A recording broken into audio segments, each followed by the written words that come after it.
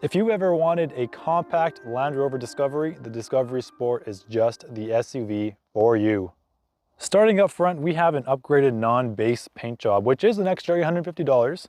There are a decent amount of paint options available, but not as much as the higher end Land Rover and Range Rover models, of course. The base Discovery Sport has lesser headlights, but since we're in the SE trim with the R Dynamic package, we do have standard premium full LED headlights, so they do look better. You can get fog lights as well. There's nicely configured options towards the lower end of the bumper there that you can get them for, but they cost an extra $200, which ours doesn't have. Otherwise, since we have the R Dynamic package, it does add the exterior black accents, and coincidentally, it doesn't cost any extra money when you look online at the Land Rover builder for some reason. So we end up having a pretty nice clean front end with functional venting and air curtains, and a radar sensor in the middle with a small badge towards the right. With the gray exterior and the black accents, I think this Discovery Sport looks really, really nice. The wheel setup on our Discovery is also upgraded from a base of 18-inch wheels to a 20-inch gloss black finish, and they sit on two 35 series tires. The good part is though, if you want to get bigger wheels, there are a couple of free 19-inch options and one 20-inch option that is free as well, so that's awesome. Talking about your wheels, you're able to get a full-size spare for only $400, which is a pretty good deal considering the entire rim and tire is in that price, especially considering OEM Honda rims alone sometimes are $300 to $400 a piece. The rest of the side profile has a traditional SUV look. Our mirrors are blacked out because of the R Dynamic package, but what's separate from that is the black contrast roof that we have, which is an extra $610, and a fixed panoramic roof as well, which is another $1,320. I know, luxury brands, you gotta love them. The rear end, like every other Land Rover model, has its name pulled out. The gloss black accents continue throughout the rear end as well, and the LED taillights, sorry about that mimic the front in terms of the running lights. They all look great. The LED brake lights, turn signals, reverse, everything. The updated design looks nice as well. And of course, like I said before, even the lower trim is blacked out with that R Dynamic package, except for the green Land Rover badge, which, hey, you know what? I really, really don't mind. I think it makes it look much, much, much, much nicer. I know I said green Land Rover badge, and in the video it looks like it's blacked out as well, but it is a pretty dark green tint to it, so I'm assuming it's the original. One thing I noticed is that the wiper is exposed, and as far as I can remember, this is the only model in the Land Rover and Range Rover lineup that the rear wiper isn't hidden underneath the little spoiler that the SUVs usually have, but this one, it has it exposed, so hey, there's something different about it. But let's check out what's in the cargo area and how much things you can put in here before we look at the engine. Let's take a look at what you can store and transport with the Discovery Sport. A little sensor over here for the power tailgate, that is standard, which is awesome. Once you open it up, behind the second row, you have 26 cubic feet of storage behind these seats. It looks pretty nice. You got a couple of power outlets over there, nice privacy blocker, and some seat reclining buttons down over there as well. Once you raise this puppy up, that's where your temporary spare tire kit and tools would be, so that is awesome. If you want more space, you can always put these second row seats down and you'll get 63 cubic feet. Now, fun fact, these are available in a 5-2 seat, meaning if you option it out to be, you can get 2 seats on the back over here, and behind that third row, you'll get about 5 cubic feet storage space, which is absolutely peanuts, so nothing to get excited about. I guess it's good to have if you need it, but I really don't see why you would. Moving on to the engine bay. Let's take a look at underneath the hood. We have the same 2-liter turbo 4-cylinder that we found in the Evoque that we last reviewed as well. It makes the same amount of power, 246 horsepower and 269 pound-feet of torque. It's made it to a 9-speed transmission. The drivetrain though for this is a 4-wheel drive system compared to the Evoque's all-wheel drive system. For fuel economy in the city, liters per 100 kilometers in the city, it's 12.7 and 10 on the highway. Miles per gallon, it's 18 in the city and 23 on the highway. It weighs a little over 4,100 pounds, 0 to 60 in a slow 7.8 seconds, but you know, what can you do? And it can also tow up to 4,400 pounds, which is a great number for the size of this vehicle for sure. Now, I'm gonna take you a tour of the inside. Thank you to Jaguar Land Rover. of Calgary, Alberta for letting me borrow this Discovery Sport. If you're interested in this or anything else on their lot, the link to their website is right below that like button in the description box below. All right, time to take a look at the interior of the Discovery Sport. Now, unfortunately, as you can see, the sun do be going down, beautiful sunset, but because of that, I'm not gonna have the best lighting, so I'm going to speed run this interior tour. Let's get started. Starting off with the door panel, I love the silver metal trim. It looks beautiful with the red stitching. This material is very kind of sustainable feeling, you know, and that's a good thing too. I think it looks nice and it's kind of different than what you usually see. The handle itself looks nice, kind of looks similar to the Evoque. This is a soft touch plastic molded injection. Shout out Redline Reviews for that. And you have the Meridian speaker sound system, which is, we have the mid trim, which is $450. The base one is non-Meridian branded, and the full surround sound system will cost you $950. Your 3-person memory seat and a pretty decent size storage cubby that gives you a couple spaces for your cup holder area. Now, our seats as well, they are standard 12-way power adjusting, but ours are upgraded to a 14-way for an extra, I believe, $200 to $500, roughly around there. Forgive me, I don't know exactly, I forgot. But let's jump in. Great step in height. It's a little chilly back there, but let's start with the steering wheel. Let's start this car off. Boom. All right, so let's turn this down so you could actually hear me.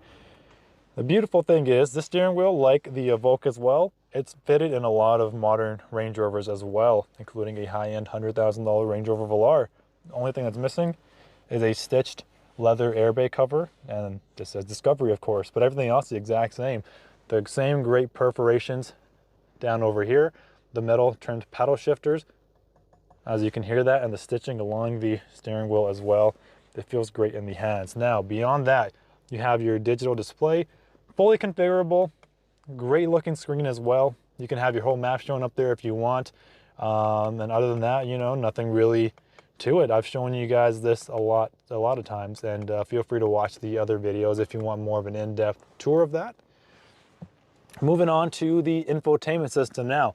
This is the 10-inch Pivot Pro, same as the full-size Discovery as well. It's updated software, way snappier than the previous software system that they had. Forgot the name of that. But everything else, it does really look great. Android Auto, Apple CarPlay, standard of course. Not wireless as far as I can tell. Reverse camera here. There you go. Really great quality. Over the screen, it doesn't look like that through the camera here, but in person, it's a really high quality resolution. And as you can see, we have a 360 cam as well, which is, I believe, an extra, was it $800-900 for that? So it's not standard. You do have to pay more for it. And it's actually, look at that off-road setting too. If you push that in, it doesn't, I guess it shows you kind of your axles and such. So let's move past that now. Now, one of my least favorite things about this interior is probably the HVAC controls. It's kind of a sweet and sour spot for me. I like the dials, hashtags, like the knobs and the volume knob. That's great. So this is great because you can adjust your temperature, push it in for your heated seat control. I know it looks like you have cooled seats, but you don't. I'm not sure if it's even available. I'm assuming top trims might have it, but all the rest of the trims here are buttons here. They're touch capacitors. So for your front heated windshield, for example, your rear defrosters, if you want to select which way the airflow comes from, you press this and then select from here for top or bottom, etc., etc. Your AC buttons. Your fan speed button, though, it's an actual hard button, so you can press this and this will light up, and you could adjust via this. So that's kind of cool, you know, multi-functioning as well. The button beside it is your driving mode selector, which is an extra fee as well. And see, that's pretty cool. I know it looks kind of modern and all that, so you can press that and select your different driving modes. So that is unique. Below that, you're gonna have, as you can see down here, a wireless charger and a USB-C port. So that's nice to see. Your shifter, always nice to feel in the hand, same as the Range Rover Sport and the Evoque. It's nicely kind of trimmed out here, no gloss black, which is nice to see for that. Over here, you're gonna have your really grippy and deep cup holders. These are deeper than usual, and this material usually is fairly grippy as well. Now, let me open up this center console storage here and show you exactly what we have. I do have a wire in here. Let me get that out of the way. Now, over here, is your center console storage. USB-C, A, and a 12-volt power outlet down here, which is great, and a fairly decent storage area lined in felt so we can keep things nice and soft. Now, the overall front interior, I think, looks very nice. That same material that's on your door panels over here are gonna be scattered over here for your front dash area. The same material over here as well with the red stitching, which does look nice, not gonna lie. The top portion is a soft touch injection molded plastic, the same as your upper door panels. The seats themselves look beautiful, look very much like the full-size Discovery. The red stitching over here, the manual adjustment for the headrest, a little beaded kind of area for the seats, so they're comfortable. They could be a little bit wider, but you know, the vehicle's obviously not that wide as well. And they have decent bolsters as well. So, and how can we forget the panel roof, letting in some beautiful light. It is fixed, it doesn't open. And once again, that is also an extra charge. We don't have any smart view mirror, so this is the way it is. We do have the home link, which isn't an extra option. So yeah, you know what? I am gonna jump into the second row and show you what that's about, but that is a quick glimpse of the interior. All right, now I'm gonna jump into the second row. I love the traditional Land Rover badge, reminiscent of the full-size Discovery as well. A lot of similarities, of course, as the name would suggest there should be. I'm gonna take a look now towards the rear door panel. Once again, looks the exact same as the front, so it's nice to see that there's not any cost cutting going on here. So, you know, the speaker cover goes all the same, the door panels and stitching and on and on. So let me jump in here. As you can see, there's a little switch right here for the reclining and all that. So let me get that back over there. And it also slides back and forth as well via a little knob down here. So I'm gonna leave the doors open just so there's more light, but legroom, plenty of knee room. My feet can go down here underneath the front seat, so that's awesome. And because of this panel roof as well, I do get a decent amount of head space. There's Jimmy right there. And yeah, other than that, we do have heated seats in the back. This is gonna cost you an extra $500, but it is a extra 3-stage. You have your vents, that's nice to see. 2 USB-Cs and another 12-volt as well. And a little bit of a cubby space here. And other than that, some coat hooks, and yeah, the seats themselves though, they look the same as the front, very identical, just less bolstered. The same ribbed kind of, this is really, really nice. And the red piping here and the red stitching looks very nice. Pull down the center console area, smaller, but definitely still squishy. And voila, secret little cubby place for your snacks on road trips. Let me close this, there we go. And you have a couple cup holders with the extra grippy kind of texture. They make some really grippy cup holders, which I like. You know, your drinks are safe in here. Other than that, you know, so this is awesome. This is a nice interior to be. I would rather be in this than a Evoque, in my personal opinion, you know, just because I like it a little bit more. You could also get the interior in a Windsor leather as well. And that interior, you can get a black leather option or a gray leather option. Or you can get some sustainable materials like fake or synthetic leather and suede materials. So those are nice. We haven't seen those yet, but yeah, there is that. So the last thing we have left to do now is go for a drive. Let's get going.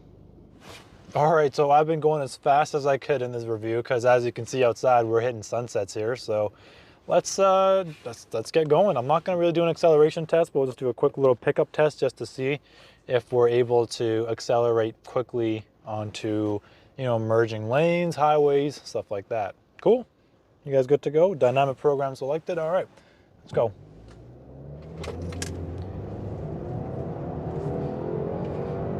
It's definitely enough to, you know, get you merged out onto the highway and, you know, etc.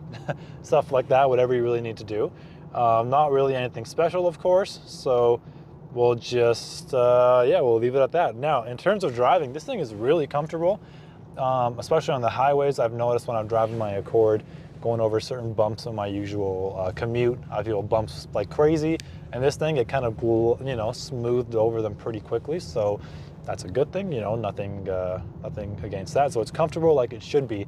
In terms of it being a miniature Discovery, I would say it kind of accomplishes that. It can definitely do some off-roading to a certain extent. It's got the 4-wheel drive system for it. It's got the looks for it. The interior is pretty similar. The Discovery full size has a bigger screen, but the software and all that is the exact same. The blind spots, you know, it's not too bad. You have a pretty decent sized third row window back there, so that's nice as well. Personally, in my opinion, I know it doesn't even compete against the Range Rover Evoque. I guess in terms of price it does, but everything else it's not. I don't think it's meant for the exact same class, but I would prefer this over an Evoque just because it's a little bit more spacious feeling, and I like how it's not looking like it's super subcompact like the Evoque is. You know, I'm not even, I would say this isn't a subcompact SUV. This would be a compact crossover in my opinion.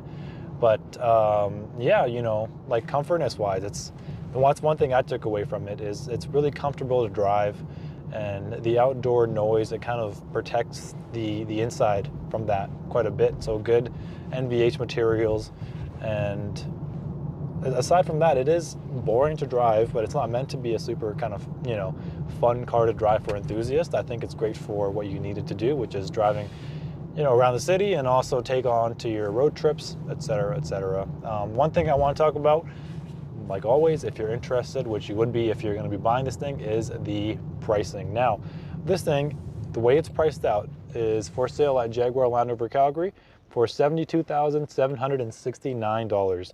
The same conversion date, which is around March 24th, March 25th right now. In the US, is $57,840. So not too shabby, but for that kind of price tag, once again, you have a bit of competition to look at. Now, you pick this, obviously, you know, Land Rover buyers are usually pretty loyal buyers, and they're gonna stick to this brand regardless of what anybody says. So people that look into this, I don't think you'll be disappointed. You know, it's got updated modern tech, but at the same time, it is getting old. This has been around for since like 2014, 2013, I believe. And so that's almost 10 years we're going on here. And of course, they've added nice touches to keep it modern and up to date looking and feeling, and it's a good ride. But unless you're really in love with this design, maybe you should wait and see if we get a nice upgrade or update to it within the next year or two. But if you don't want to wait and you're happy with this, it's got all the tech that you need for it. For most people, then this is definitely not a bad buy at all. I'll leave you with that. I'll catch you in the next video. If you know that you like this video, you know exactly what to do. See you later. Peace.